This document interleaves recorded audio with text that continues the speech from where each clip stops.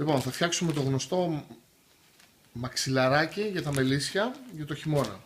Έχω μια σακούλα εδώ, 30x40 είναι η διάσταση. Αυτή βρήκα στην αγορά. Θα χρησιμοποιήσω 2 από αυτές για κάθε μελίσι. Εάν κάποιος βρει μια μεγαλύτερη που να κάνει ακριβώς τη διάθεση της κυψέλης, θα μπορούσε να προτιμήσει αυτή. Λοιπόν, εγώ αυτή έχω τώρα. Βάζω 5 φτιαριές ροκανίδι στεγνό χοντρό.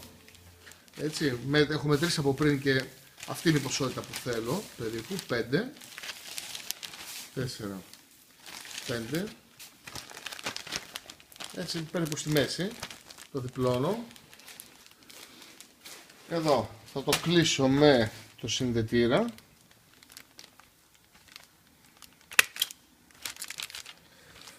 Έτσι, 4.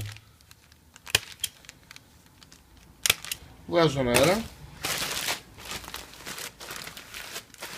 Και το μαξιλαράκι είναι έτοιμο. Εδώ. Πάμε τώρα να δούμε πώς ακριβώς, πώς το περίπου θα είναι μέσα στην κυψέλη. Follow me. Εδώ έχουμε μια κυψέλη με καπάκι αυστραλίας. Έτσι. Βάζω την τροφή, 2 μαξιλαράκια και κλείνω με το καπάκι αυστραλίας. Τι γίνεται τώρα εδώ.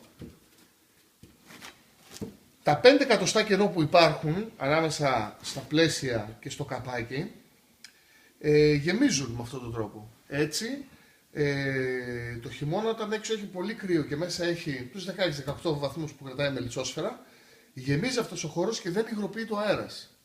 Έτσι, δεν υγροποιείται ο αέρας και δεν έχουμε υγρασία μέσα και κρατάει και ζεστό το σμήνος. Αυτό. Εντάξει.